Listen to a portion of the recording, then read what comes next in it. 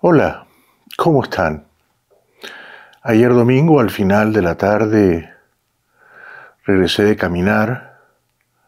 Había sido un día tranquilo, placentero, y Silvia, mi esposa, que estaba haciendo gimnasia aquí en la casa, caminando deprisa sobre el treadmill, se me acercó deprisa y me dio la mala noticia. Ha muerto Vargas Llosa. Silvia siempre encuentra la manera de darme una mala noticia acompañándome en el dolor y abrazándome. Fue ella quien me dijo: ha muerto tu hermana. Fue ella quien me dijo: ha muerto el actor. Y ha sido ella quien me dijo: murió Vargas Llosa. Por supuesto, estoy muy afectado. Yo no fui amigo de Vargas Llosa. Me parece que sería una petulancia, una jactancia por mi parte decir tal cosa. Pero lo conocí, lo entrevisté, lo leí con pasión, lo defendí, y después nos distanciamos. Así que no fui su amigo, pero estuve de su lado un largo tiempo, y tampoco fui su enemigo, pero nos distanciamos bastante. Y nos dijimos algunas cosas que, al menos por mi parte, yo hubiera preferido no decirle, ¿no? Hoy quiero recordarlo. Quiero hacernos un recuerdo intelectual de su obra literaria. De eso hablarán otros más calificados, ¿no? Quiero hacer un recuerdo sentimental, ¿no? Cómo recuerdo, cómo evoco, o cómo vive en mi memoria poderosamente, cómo vive Vargas Llosa en mi memoria. Yo lo conocí cuando tenía 18 años apenas, el año 1983, en Lima. Yo era reportero y columnista del periódico conservador de derechas, La Prensa. Y el director de ese periódico organizó un almuerzo en un chifa, en un restaurante de comida china, oriental, con el gran Vargas Llosa. Y entonces fuimos el director del periódico, algunos reporteros, columnistas, y Vargas Llosa fue extremadamente generoso en compartir ese almuerzo con nosotros. Y recuerdo, porque me emocionó mucho, que me dijo: he leído tu artículo sobre los intelectuales de izquierda. Yo había escrito un largo artículo contra ciertos intelectuales de izquierda que practicaban una conveniente duplicidad moral, porque se decían de izquierda, pero vivían en Estados Unidos y gozaban de las libertades y las comodidades del capitalismo. Bueno, la cosa es que Vargas Llosa me dijo: he leído ese artículo y me gustó. Al año siguiente lo entrevisté en un programa que yo hacía en el Canal 5 de Lima. Ese programa originalmente lo había fundado César Hildebrand, un épico periodista peruano, y yo lo heredé cuando Hildebrand se peleó con Delgado Parker, el dueño del canal. Se llamaba Conexiones.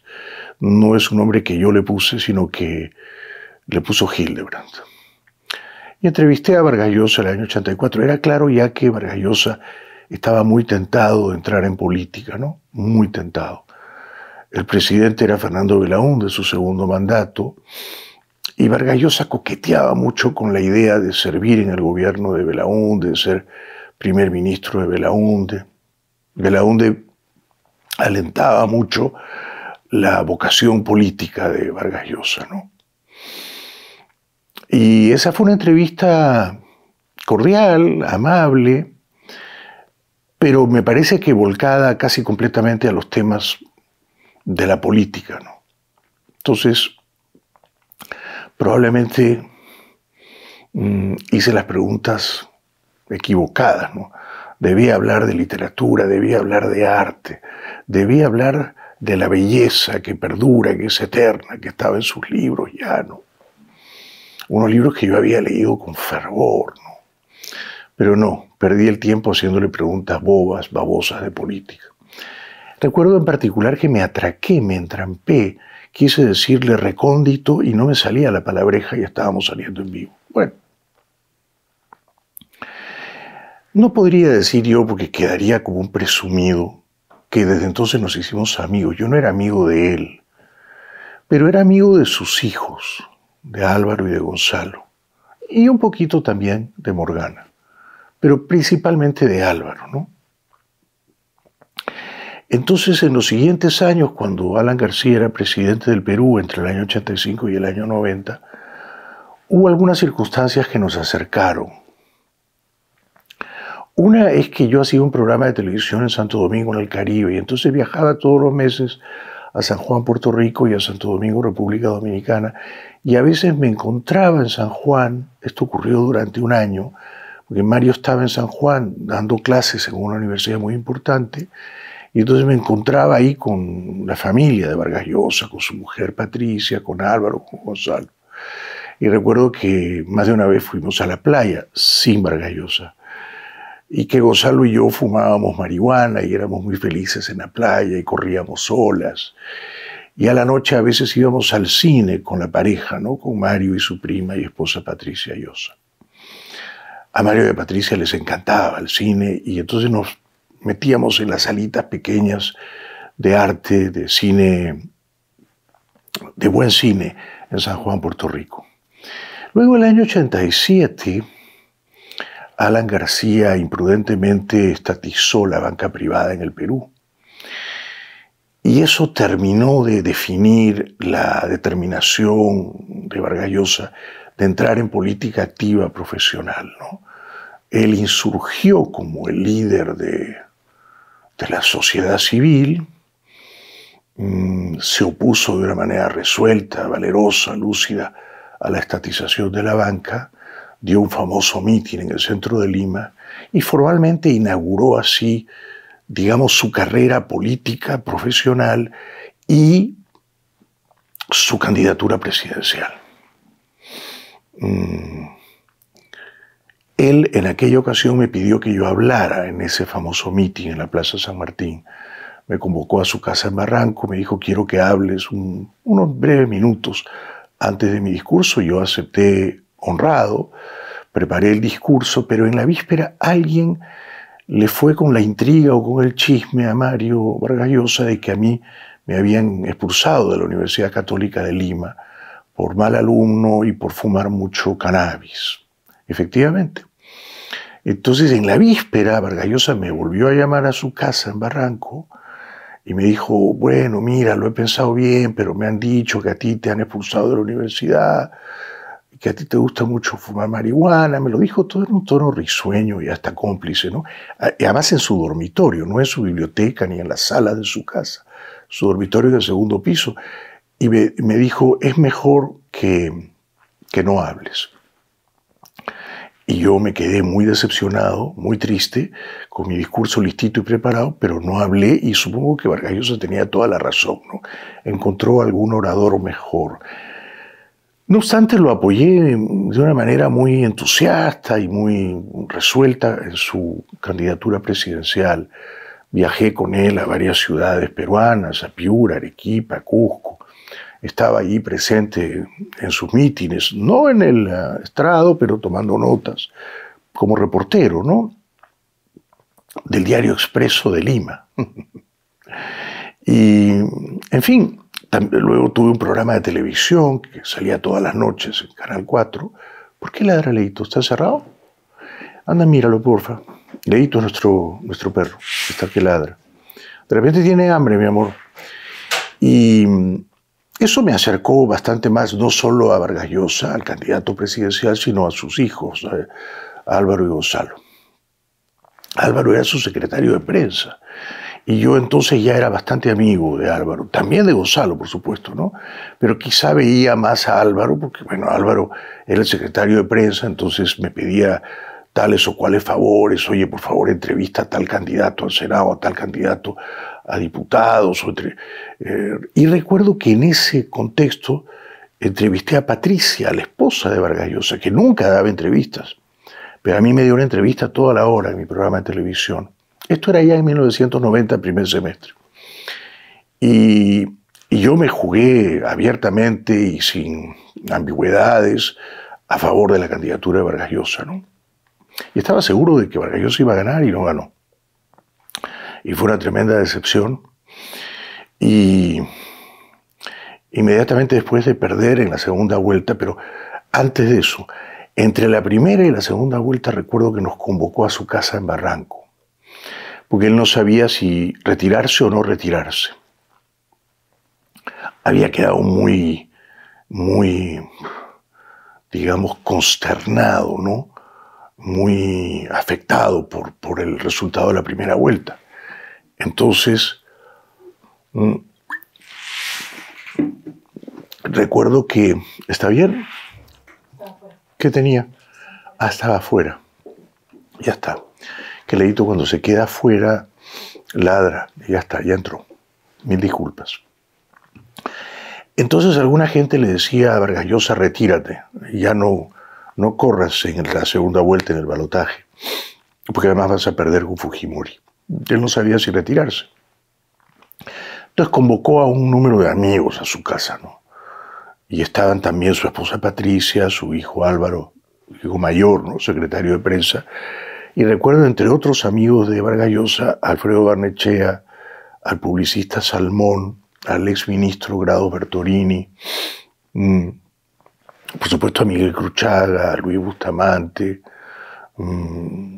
probablemente estaba también Lucho Llosa, como no.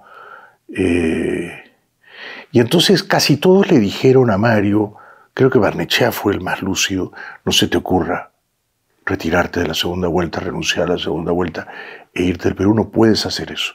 Aun si pierdes en la segunda vuelta, tienes que seguir en carrera. Pero Álvaro era una voz solitaria que le decía, renuncia, retírate. Y Patricia, la esposa de Mario, la mamá de Álvaro, parecía enfadada con Álvaro, porque Patricia decía, no, Mario, no debes renunciar. Patricia tenía razón, Álvaro estaba equivocado. Por suerte, Mario no renunció a la segunda vuelta, pero inmediatamente después de perder se fue. Pero bueno, al menos no cometió el error, que hubiera sido un error dictado por la vanidad, de patear el tablero e irse del país antes de la segunda vuelta. Esto habría sido un error, ¿no? Y antes de irse nos citó a su casa a almorzar, en agradecimiento, supongo, a un gran periodista, ya dije, Hildebrand, y a mí, y se fue a París. Ya después volví a verlo, pero no en Lima. Entonces los veía a Mario y a Patricia Vargas Llosa en Madrid, y cuando los veía en Madrid nos veíamos en el Hotel Palace. Me parece que en ese momento Vargas Llosa todavía no había comprado el apartamento en la calle Flora, en el centro de Madrid, ¿no? Entonces nos veíamos en el Hotel Palace, que tiene una cúpula absolutamente sobrecogedora. Y entonces allí recuerdo que yo le conté a Vargas Llosa que quería ser escritor, ¿no? Me animó mucho. Y también nos vimos en esos primeros años de la década del 90 en Washington, porque él era profesor visitante en Georgetown y yo estaba escribiendo, o había terminado ya de escribir mi primera novela, No se lo digas a nadie. Y entonces, bueno, alguna vez fuimos al cine, o más de una vez fuimos al cine en Madrid y también en Washington, ¿no? En Washington yo manejaba un Mercedes negro. Pasaba a buscar a Mario y a Patricia y nos íbamos al cine. Pero el Mercedes no era mío. Era de un amigo de mi esposa, Sandra. Y cuando nació Camila, nuestra hija mayor, hija de Sandra Macías y de mí, fuimos también a visitar a los Vargas Llosa y nos tomamos unas fotos. Vargas Llosa cargando a Camilita. No sé quién tiene esa foto, seguramente la tiene Sandra. Yo no la tengo. Pero ya nos veíamos en Washington o en Madrid Y después Mario se fue de dar clases en Georgetown a dar clases en Princeton, en New Jersey, en las afueras de Nueva York. Y hasta allí le mandé yo ya el mamotreto, el manuscrito de No se lo digas a nadie. Bueno, el gran favor, el inmenso, el impagable favor que me hizo Vargas Llosa, y un favor que debió obligarme a la eterna gratitud, pero yo fui mal agradecido y desleal. El gran favor que me hizo fue hablar con editoriales en España para que una de ellas, Seix Barral, publicara en la primavera del 94 No se lo digas a nadie. Lo voy a decir clarito, de no haber sido por la intervención de Vargas Llosa, yo creo que esa novela no hubiera sido publicada nunca en España. Y entonces habría sido publicada en el Perú. Pero en el Perú ni siquiera la editorial Peysa de Germán Coronado quería publicarla. Coronado me dijo, mejor no. En el Perú la única editorial que quería publicarla era la de mi gran amigo Felipe Ortiz Ceballos, del Grupo Apoyo. O sea, Felipe me dijo, bueno, yo te la publico. Y hasta miembros del consejo editorial de Apoyo, del directorio de Apoyo, entre ellos Fernando de Traseñís, gran amigo de mi padre, no querían que me publicaran esa novela. Pero Felipe estaba dispuesto. Le mando un abrazo a Felipe Ortiz Ceballos. Y la novela salió en España y me cambió la vida. O sea que en ese sentido, y además Vargas Llosa escribió un parrafito elogiándola, ¿no? Bueno, en ese momento, quizá, ahora lo veo tanto tiempo después, ¿no? Más de 30 años después, quizá a Vargas Llosa mi novela no le gustó tanto, quizá. Quizá lo hizo para devolverme el favor, porque él era un hombre de muy buen corazón, era uno muy generoso, era un amigo que protegía a sus amigos. Entonces quizá Vargas Llosa dijo, Bailey me apoyó cuando yo quise ser presidente, se la jugó por mí, se ganó un montón de enemigos por mí, yo perdí y ahora él quiere publicar una novela, le debo una, le devuelvo el favor, lo ayudo a publicar la novela. Así que de repente no le pareció tampoco que No se lo digas a nadie era una gran novela o una obra maestra no creo que quedó deslumbrado después de leerla, no creo, no me engaño. Yo creo que lo hizo para devolverme el favor, ¿no? Tú me ayudaste cuando yo quise ser presidente y entonces ahora yo te ayudo y me ayudó, vaya que me ayudó. Me cambió la vida, ¿no?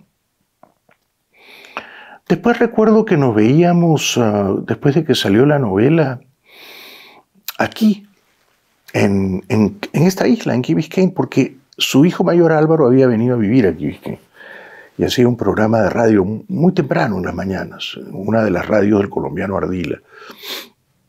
Entonces Álvaro vivía también aquí en la isla con su esposa Susana y cuando venía a Mario le gustaba mucho quedarse en el Hotel Biltmore de Coral Gables. Entonces íbamos ahí a visitarlo, íbamos al cine, que a él siempre le gustaba ir al cine, siempre, siempre. O nos encontrábamos en la casa que Álvaro alquilaba aquí en la isla, ¿no? Y ahí también nos hicimos una foto. Lo que pasa es que yo nunca le pedía una foto. También eran otros tiempos. Entonces uno no andaba con el celular, que era una camarita de fotos portátil como ahora. Pero además yo no soy de pedirle fotos a nadie, no me nace pedirle fotos a nadie. A veces me las piden a mí, por supuesto condesciendo, ¿no? Y sonrío con ganas o sin ellas, pero quiero decir, yo no tengo fotos con Vargas Llosa. Ayer pensaba, tengo fotos con Vargas Llosa, no tengo ni una. Así que no fui su amigo, fui amigo de Álvaro. ¿Ahora soy amigo de Álvaro? No. ¿Soy su enemigo? Buena pregunta. Yo diría que no. Yo no me considero su enemigo, pero somos ex amigos. Vamos a decir que estoy en esa categoría intermedia. Fuimos amigos y ahora somos ex amigos. ¿Por qué? Por la misma razón por la que me terminé distanciando de su padre, del gran Vargas Llosa que acaba de morir. Razones tontas de política aldeana. Razones absolutamente estúpidas de intrigas políticas tribales. Bueno, fueron dos. La primera, alrededor de un candidato presidencial que ahora está preso en el Perú llamado Alejandro Toledo. Un gran embustero, un gran sinvergüenza y un gran ladrón, ¿no? Pero Vargas Llosa y su hijo Álvaro lo apoyaban. Vaya que lo apoyaban. Y yo lo apoyé un ratito a Toledo hasta que su hija biológica negada, Saraí, me pidió que yo la ayudara y yo en mi programa El francotirador la ayudé, la defendí, le exigí a Toledo que se hiciera unos análisis de sangre, de ADN, para ver si era o no era su hija. Y ahí hubo una pelea feroz con los Vargas Llosa, de la que nunca me recuperé, ¿no? Porque al defender a la hija negada de Toledo y al romper yo con Toledo, es decir, yo no voy a votar por Toledo porque me parece un cínico, un canalla, un impresentable, y si miente sobre su hija es capaz de mentir sobre todo lo demás, y si hace trampa sobre su hija es capaz de hacer trampa sobre todo lo demás. Entonces, ¿qué ocurrió? Que Álvaro se desengañó de Toledo, creo yo a tiempo, antes de que Toledo ganara y jurase como presidente. Entonces Álvaro, en medio de un gran escándalo, rompió con Toledo. Pero Mario, el papá, siguió apoyando a Toledo, a despecho del caso de la hija negada. Y para mi gran sorpresa y tristeza y estupor y conmoción, Vargas Llosa, papá, Mario, me culpó a mí de que su hijo Álvaro hubiera roto con Toledo. En la prensa, en entrevistas, en primera plana. Me culpó a mí, como si yo fuera un hipnotizador, ¿no? Como si yo hubiera hipnotizado a Álvaro y lo hubiera persuadido de que rompiera con Toledo. Álvaro rompió con Toledo porque se convenció de que eso le convenía a él, ¿no? Y yo creo que hizo muy bien en romper con Toledo. Y el tiempo le dio la razón, y me la dio a mí también de paso, ¿no? Porque en segunda vuelta él me pidió ayuda, Álvaro, y lo ayudé, y formamos un pequeño movimiento cívico y pedimos el voto en blanco ni por Toledo ni por Alan García. Yo creo que el tiempo nos dio la razón, ¿no? Pero en ese momento Vargas Llosa fue sumamente injusto conmigo, lo que demuestra que los genios a veces también son arbitrarios y a veces también son injustos, ¿no? Porque dijo que yo había sido chismoso, intrigante y manipulador con su hijo Álvaro, y que por mi culpa Álvaro había roto con Toledo. Entonces eso ya provocó una distancia entre Vargas Llosa, Mario y yo, ¿no?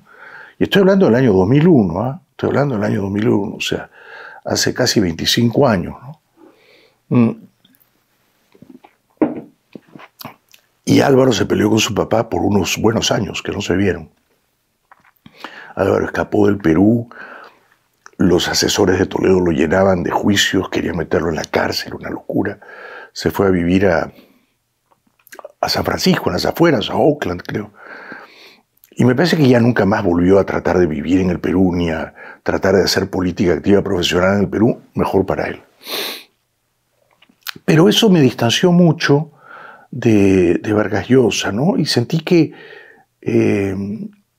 yo había defendido una causa noble, la causa de la hija negada del candidato presidencial, una hija que Toledo, siendo presidente, acabó reconociendo, y que yo había hecho una campaña periodística legítima, justa, y que en ese momento absolutamente crucial, apoyo o no apoyo a Toledo, le exijo a Toledo que reconozca a la hija que está negando, que se haga una prueba, que demuestre que no es su hija, como él afirmaba que no era su hija, pero estaba mintiendo.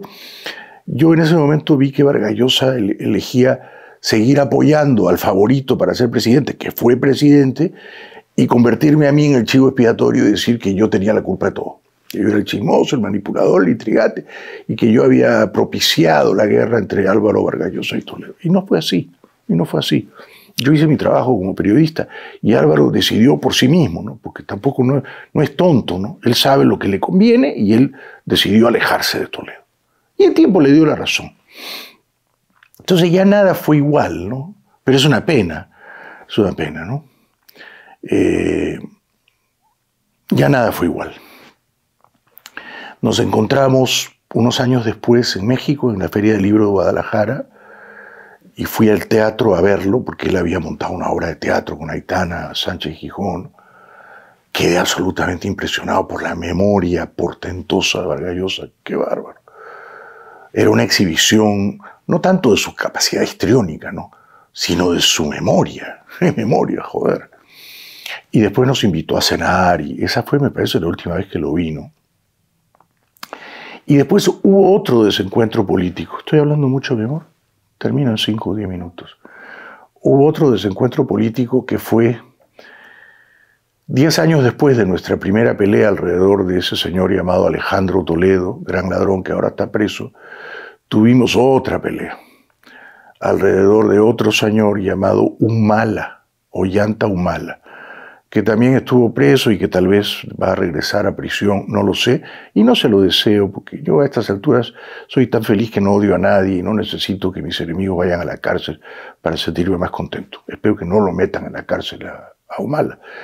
Pero yo no podía apoyar a Humala. Humala había sido financiado por Chávez, era un candidato de la izquierda chavista, demagógica, autoritaria, latinoamericana. Yo no lo podía apoyar. No lo podía apoyar. Le había hecho la pelea en 2006, le hice la pelea desde el francotirador en 2011. ¿Cómo no? Bueno, no tanto en el francotirador, porque el francotirador me dieron una patada en el culo a finales de 2010. ¿Te acuerdas, amor, que tú ya estabas embarazada? Pero le hice la pelea desde acá, desde programas en Miami. Y por supuesto no sirvió de nada, ¿no? Porque ganó el pícaro de Humala, con las platas de los venezolanos, con las platas de los brasileños, los maletines, las mochilas con miles o millones de dólares que iban y venían, que recogía su esposa. Una obscenidad, una indecencia, ¿no?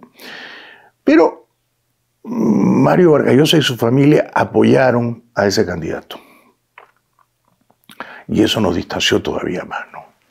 Nos distanció todavía más. Yo escribí algunos artículos duros contra Vargas Llosa, diciéndole que era un rencoroso, porque cómo podía apoyar a un candidato Humala al que había criticado ferozmente años atrás, ¿no? Puesto que era un representante de la izquierda chavista. Pero no solo don Mario, ¿no? Sino su familia, ¿no? Su familia, Álvaro, etcétera, todos apoyaron a Humala. ¿Humala fue un dictador chavista? No, nos salvamos. ¿Por qué nos salvamos? Creo que porque Chávez se enfermó de cáncer y se murió, por eso. O sea, en junio de 2011, cuando Humala ganó en segunda vuelta a Keiko Fujimori, Chávez anunció que se estaba muriendo de cáncer. Yo creo que eso nos salvó. Pero ya esa es otra historia, ¿no? Y esas son las dos, digamos, peleas políticas tontas que yo tuve con Vargas Llosa. Una alrededor de Toledo y su hijo Álvaro y la hija negada de Toledo, Saraí, cuando Vargas Llosa me llamó chismoso, manipulador, intrigante. Otra alrededor de Humala, cuando Vargas Llosa me llamó payaso y bufón. Yo soy un payaso, he tratado, no me alcanza el talento. No es fácil ser payaso. Para ser payaso hay que ser cojonudamente inteligente, ocurrente, ingenioso, chispeante. Y yo no lo soy. He tratado, he hecho stand-up comedies. Es muy jodido hacer reír a la gente, muy jodido. Soy un bufón, no sé, quizá. A veces uno quiere provocar que la gente se ría, ¿no? Supongo que él también tuvo su lado, digamos, histriónico, porque montó una obra de teatro, ¿no? Montó una obra de teatro, o sea que no me imagino, no sé, a Borges montando una obra de teatro. Vargas Llosa montó una obra de teatro y él era el personaje casi único en la obra de teatro que duraba 2 horas. Así que, en fin, esos ataques me parecieron injustos por su parte,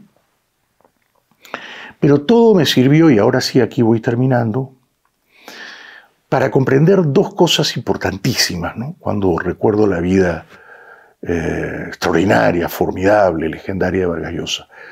La primera, cuidado con la vanidad. Porque los genios, y Vargas Llosa fue un genio, y por eso escribí una novela titulada así, Los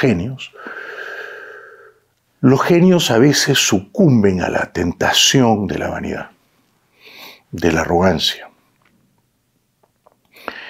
Y sus peores errores, públicos, privados, son dictados por la vanidad. Yo creo que, así como es indudable que Vargas Llosa fue uno de los más grandes escritores en lengua española de todos los tiempos, y que ganó muy merecidamente el Nobel y que dejó varias obras maestras, varias. Si me apuran, Conversación en la Catedral, La Guerra del Fin del Mundo, La Fiesta del Chivo, si me apuran. Pero también La Ciudad de los Perros, La Tía Julia y el Escribidor, Travesuras de la Niña Mala. Pero también la parte más personal de El pez en el agua, esa, que fueron como sus memorias prematuras. No la parte política del pez en el agua, la parte personal. Entonces, así como todo eso es indudable, ¿no?, que ha muerto un genio, también es indudable que los genios son humanos y que tienen una dimensión vulnerable, privada, imperfecta, que es la que yo quise retratar en mi novela Los genios, ¿no? ¿Por qué le tiró el puñetazo a García Márquez, ¿no? Y creo que los 2 o 3 errores capitales de su vida fueron dictados por la vanidad, por la soberbia, por la arrogancia. Primer error capital de su vida, darle ese puñetazo a García Márquez. Nunca debió pegarle, ¿verdad?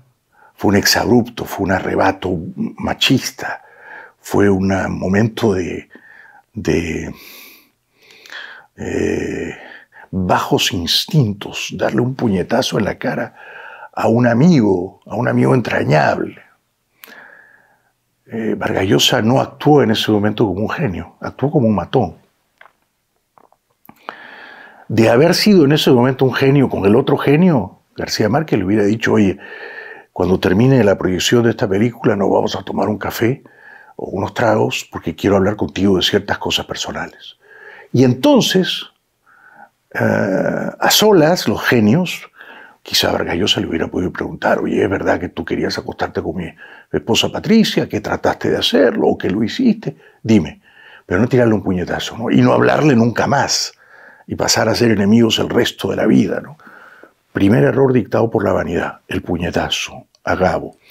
Segundo error dictado por la vanidad, la candidatura presidencial. ¿En qué estaba pensando? Un escritor, y un escritor de su talla, de su estatura, de su talento, siempre será muy superior que un político, que un candidato presidencial. Cuando eres un artista de ese calibre, como era Vargas Llosa, como es Vargas Llosa, porque ahora es inmortal, ¿no? Es un clásico, se seguirá leyendo. De aquí a 100 años, ¿cómo te vas a rebajar a entrar en política? No tiene sentido, ¿verdad? Yo pienso, ¿Picasso deja de pintar para entrar en política? No, no puede dejar de pintar. ¿Sabina deja de cantar para entrar en política? No. Vargas Llosa dejó de escribir para entrar en política y dejó de escribir, no sé, 2 o 3 años para entrar en política. Fue un grandísimo error dictado por la vanidad, por creer que él podía salvar a la patria. Y sus amigos como Octavio Paz le decían: no lo intentes, no vas a poder. Tú eres un escritor, tú eres un artista, tú no has nacido para la política profesional. Pero él desoyó esos consejos sabios y cayó en la trampa de la vanidad. La vanidad te tiende esas trampas, ¿no? Yo soy muy inteligente, yo soy mucho más inteligente que todos estos políticos, indudablemente lo era, ¿no? Yo merezco más la presidencia que todos ellos, porque he tenido unas lecturas que ellos no han tenido, porque he tenido unos viajes, unos amigos poderosos que ellos jamás tendrán, así que yo seré el presidente que ellos no podrían ser y yo salvaré a la patria y la patria me necesita y si yo no gano la patria se hundiré en el Océano Pacífico. Y todo eso era un sueño inflamado por la vanidad. Fue un error. Ahora tuvo suerte Vargas Llosa, tuvo una gran suerte y voy a decir por qué. Porque perdió. Porque si él ganaba la presidencia, hay que ver cómo habría terminado esa presidencia. Pero es un país ingobernable. Él habría sido, por supuesto, un presidente muy honrado, muy lúcido, ¿no? Y con las mejores ideas y las mejores intenciones. Pero hay que ver cómo habría terminado eso, ¿no? Pero sobre todo, si él ganaba la presidencia, nunca le daban el Nobel los suecos, como se lo dieron en 2010. Estoy seguro de eso. Gracias a que perdió la presidencia, que en ese momento parecía una hecatombe, ganó el Nobel, 20 años después. Y ciertamente era mucho mejor ganar el Nobel de Literatura que la presidencia del Perú, ¿no creen? Porque nunca eres ex premio Nobel. En cambio, termina tu mandato y eres expresidente del Perú. Y a estas alturas queda claro que cualquiera llega a ser presidente del Perú, ¿no? Digo, ¿no? Cualquiera. Después de Humala, después de Vizcarra, después de Castillo, después de Boluarte, cualquiera llega a ser presidente del Perú. Cualquiera, cualquiera. En cambio, no cualquiera gana el Nobel de Literatura. Así que Vargas Llosa tuvo suerte. Gracias a que perdió la presidencia, ganó el Nobel. Y el último y tercer error dictado por la vanidad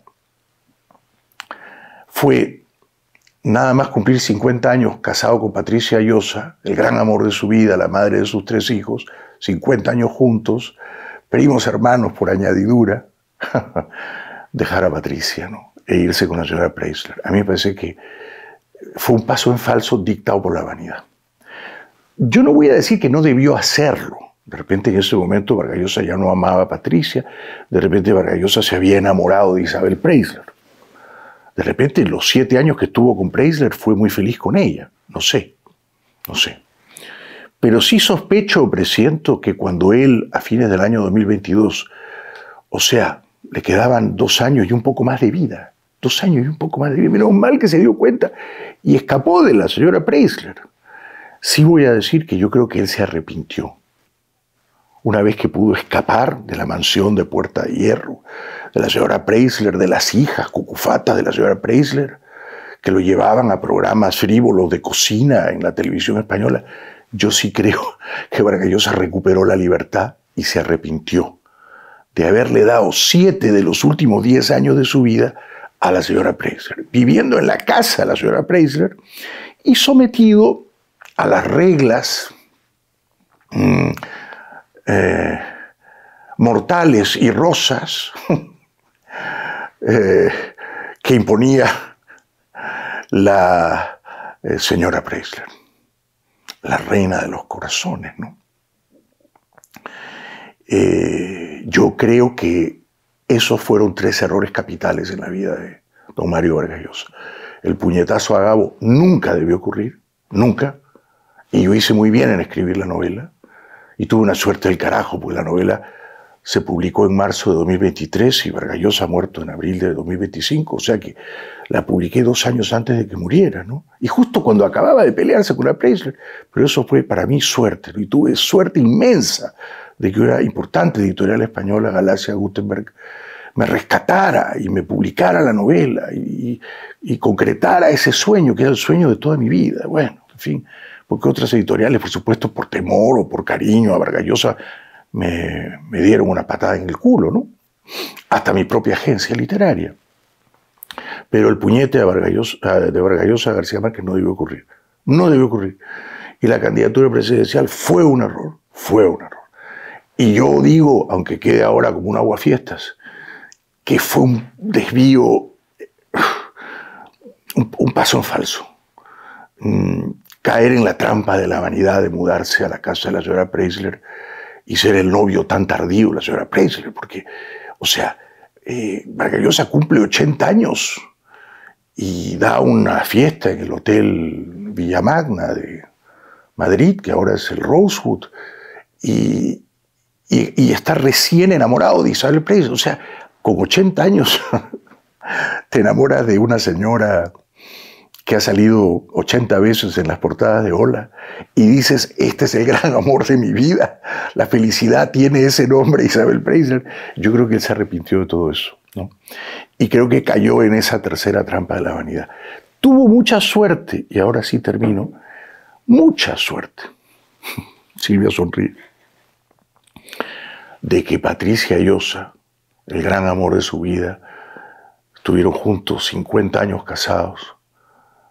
Su prima hermana, la madre de sus 3 hijos, una gran mujer, una genia, tuvo mucha suerte, Vargas Llosa, de que Patricia lo perdonase y de que Patricia lo acogiese en el apartamento de Barranco, Lima, de que lo acompañase estos últimos años, el 23, el 24 y este primer tramo del 25, de que lo ayudase a morir, de que lo arropase con el cariño de ella y de sus hijos y de sus nietos.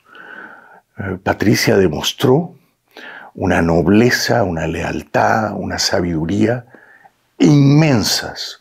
Le rindo homenaje a ella y le extiendo mis condolencias a ella, porque gracias a ella, creo, Vargas Llosa murió en paz y acompañado de su familia, y muy en particular de su hijo Álvaro, que dejó atrás algunos antiguos desencuentros con su padre y que fue un gran hijo estos últimos años, e incluso los años en que don Mario estuvo con Isabel Preisler. Creo que Vargas Llosa, gracias a Patricia Llosa y gracias a sus hijos, ha muerto tranquilamente.